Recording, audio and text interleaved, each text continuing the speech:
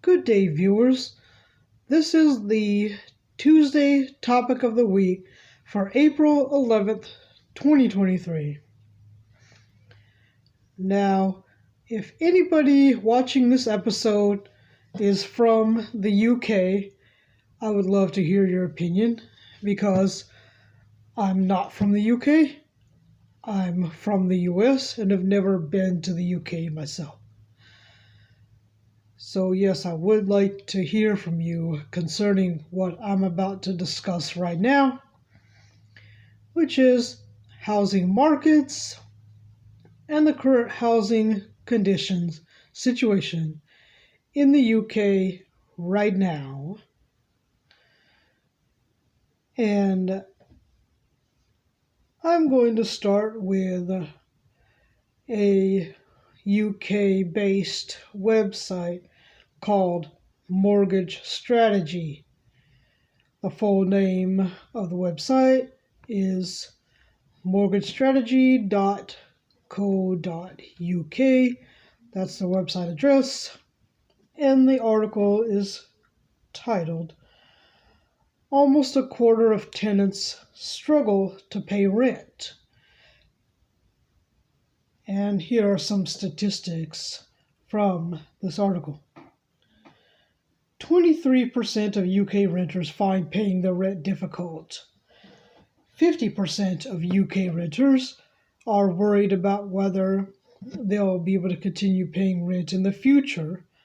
And 62% of renters are paying higher rents than expected, higher rents than they feel they should be paying.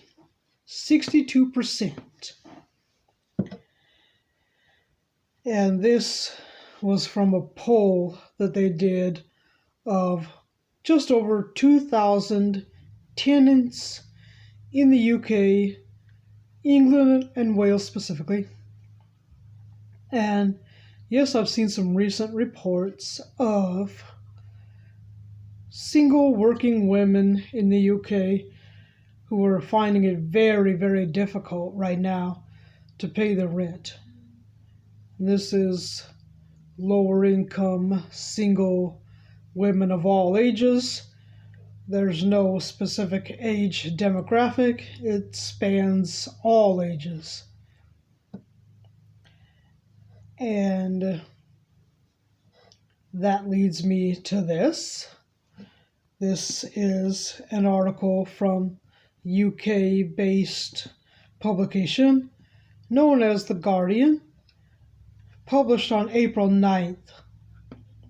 And the title of this article is "Landlords Demanding Renters Send Photos, CV, and Character References."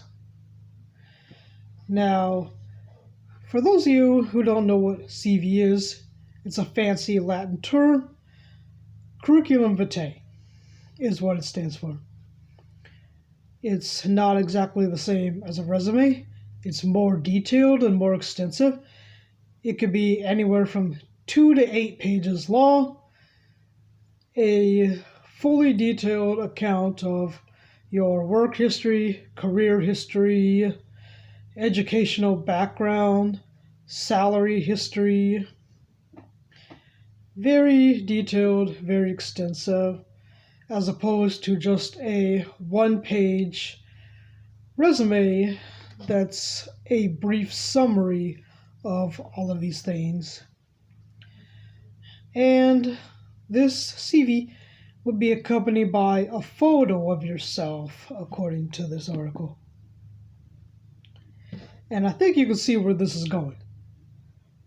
Being asked to send a photo of yourself, which occasionally I have seen asked for before during job applications.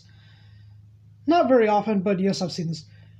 Send us a photo of yourself when applying for a job at a restaurant or a bar so that your prospective employer can tell whether or not you're a white person or a minority, and whether or not you have a pretty face, or whatever it is they might be looking for.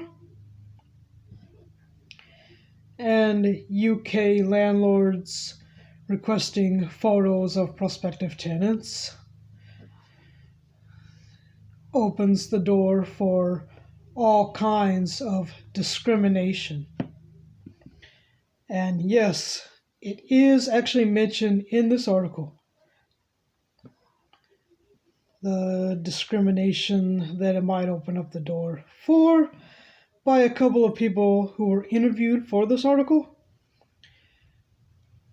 Discrimination based on your skin color, your ethnicity, your nationality, your gender, your age, your weight, your disability status. If you can think of any more, let me know. And you have a woman who was interviewed for this article named Carol Pawsey, a rental director, rental agent, who said that while in a busy rental market, it is not uncommon to provide landlords with their personal biographies to help them decide between multiple competitive offers. Letting agents, which is what the UK calls rental agents, should not ask for photos. And yes, I do agree that they should not be asking for photos for all the aforementioned reasons. It just opens up the door for all forms of discrimination. And here's another person who also agrees with that, named Dan Wilson Craw, acting director of a group called Generation Rent, who said that the use of bios is very intrusive, and this is a direct quote from him, and that requesting photos is a recipe for discrimination. Landlords might pick the tenants who appear more conventionally attractive, he added. And asking for a detailed, extensive work history puts some renters at a disadvantage over others. And he said it just adds another opportunity for discrimination.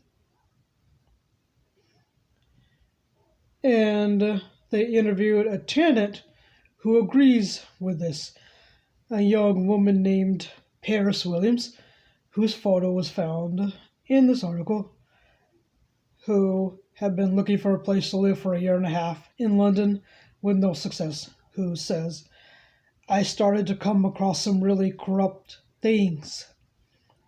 Racism, classism, all the isms, it's there.